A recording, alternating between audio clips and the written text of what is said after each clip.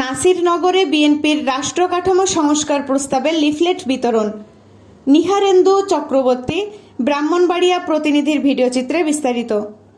বিএনপির ভারপ্রাপ্ত চেয়ারম্যান তারেক রহমান ঘোষিত ৩১ দফা রাষ্ট্র কাঠামো সংস্কার প্রস্তাব জনসাধারণের মধ্যে প্রচারের অংশ হিসেবে ব্রাহ্মণবাড়িয়ার নাসিরনগর উপজেলার বুড়িশ্বর ইউনিয়নের শ্রীঘর আক্তারনগর বাজারে লিফলেট বিতরণ করা হয়েছে। বৃহস্পতিবার ২৩ অক্টোবর বিকেলে এ লিফলেট বিতরণ করেন জেলা বিএনপির সহসভাপতি, জেলা আইনজীবী সমিতির সভাপতি ও ব্রাহ্মণবাড়িয়া ১ নাসিরনগর আসনের বিএনপির মনোনয়ন প্রত্যাশী এ.কে.এম. কামরুজ্জামান মামুন। লিফলেট বিতরণের আগে বুড়িশ্বর ইউনিয়ন পরিষদ কার্যালয়ের সামনে আয়োজিত সংক্ষিপ্ত সমাবেশে বক্তব্য রাখেন এ.কে.এম. কামরুজ্জামান মামুন ও উপজেলা বিএনপির সাধারণ সম্পাদক এ.কে.এম. বশিরউদ্দিন তুহিন।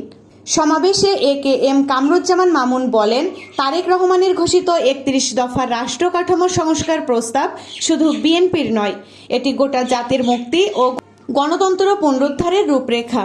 জনগণের ক্ষমতা জনগণের কাছেই ফিরিয়ে দিতে হবে, এজন্য আমরা ঘরে ঘরে গিয়ে এই প্রস্তাব পৌঁছে দিচ্ছি।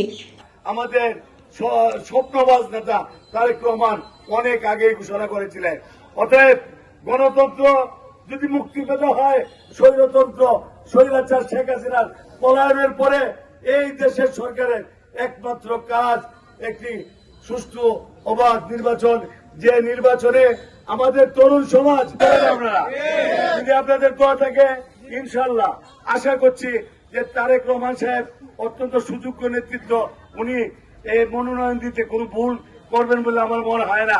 কারণ এখানে বিশেষ করে আমি দুইজনকে যারা এখানে আছেন, আমাদের বাবু নিহারেন্দু এবং যে মুরাদ বিদা, অত্যন্ত প্রফেশনাল সাংবাদিক, তারা আমি আপনাদের মাধ্যমে রাষ্ট্রের সর্বোচ্চ জায়গায়, যিনি আগামী দিনের রাষ্ট্রের যারা সর্বোচ্চ জায়গায় বিএনপি যারা মনোনয়ন দিবেন, ওনাদেরকে এই নাসিরনগরের চিত্রটি আপনারা তুলে ধরবেন।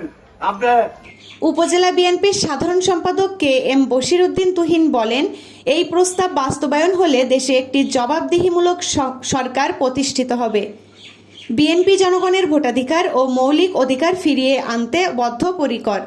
এ সময় উপস্থিত ছিলেন উপজেলা বিএনপির সহধর্ম সম্পাদক গোলাম নূর মেম্বার, যুবদল নেতা এম.এ. মঈন, স্বেচ্ছাসেবক দলনেতা শামীমুল ইসলাম, ছাত্রদলের সাবেক যুগ্ম আহ্বায়ক তাকিউল ইসলাম, মহিলা দলের সাংগঠনিক সম্পাদক গোলবাহার, তরুণ দলের সদস্য সচিব নিজাম আলম, জিয়া স্মৃতি সংসদের আহ্বায়ক বাজু মিয়া ও নাসিরনগর সদর ইউনিয়ন বিএনপির ভারপ্রাপ্ত সভাপতি হুমায়ুন ভূঁইয়া সহ বিভিন্ন ইউনিটের নেতাকর্মীরা।